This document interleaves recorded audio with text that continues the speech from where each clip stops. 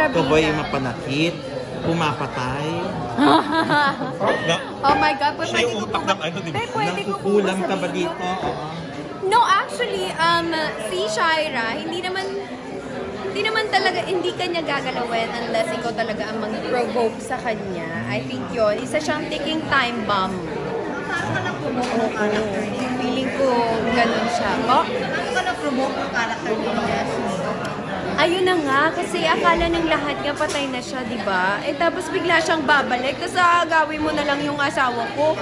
Hindi pwede yun. Eh, pero ikaw naman may kagagawan, di ba? Ano, di ba? Mastermind ka dito. Eh, di ba nga kapag hindi, akala kasi siguro, I don't know, pero kung kayo po ang nasa situation ni Shaira na akala mo tapos na sila nung asawa niya, 4 years na ang nakalipas, ikaw na ang kinakasama, nagpakasal na kayo, tapos biglang babalik, tapos etsapuera ka na, syempre hindi pwede. Pero to begin with, ikaw naman may kagagawan, di ba? So, nangyari sa I will not confirm or deny.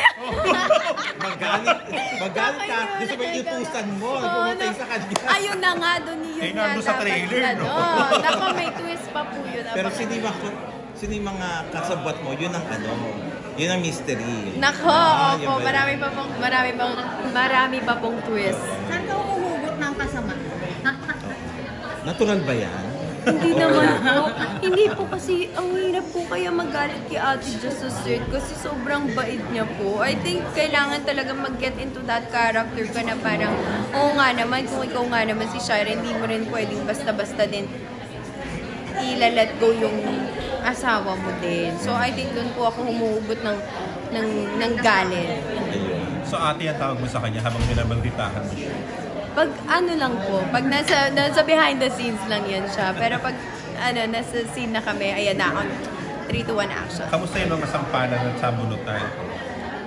Nakakaloka po. Actually, natatakot po ako kay Direk Gina pag sasampalan eh. Parang ayun po, medyo doon po ako kay Direk Gina natatakot po sa sampalan.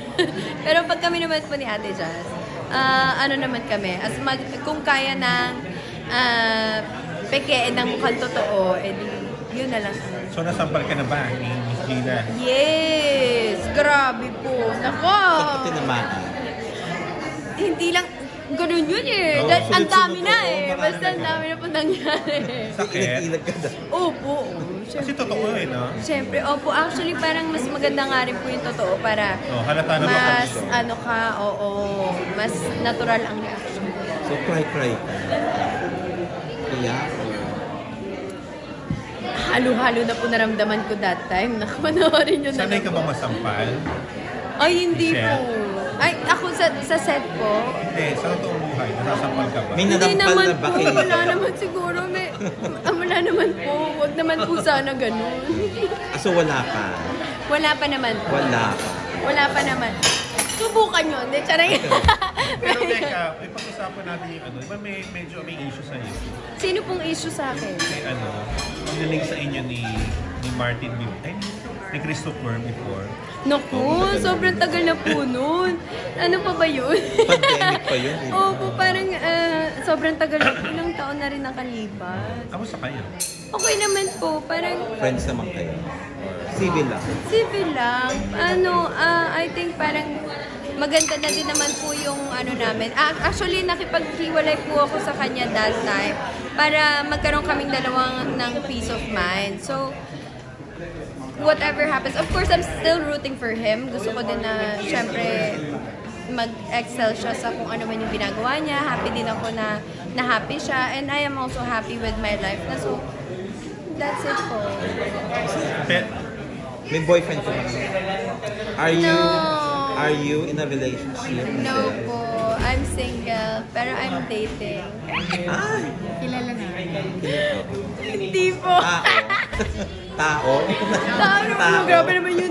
Teka, bagay ba to? Lugar? Hayop? Bakit tumawa ka nung kilala na? Oo. Wala lang po. Basta Parang nandito siya sa room na to. Wala. Nandito ba siya? Wala po. Hindi, ano lang. Ayun lang, happy lang po ako. Hindi din po kasi ako ngayon nakafocus sa parang relationship. Mas gusto ko po muna i-discover po yung sarili ko. Baka po may mga hindi pa ako nagagawa na gusto ko palang gawin. Gusto ko muna siyang gawin bago ko mag-get into a relationship ulit.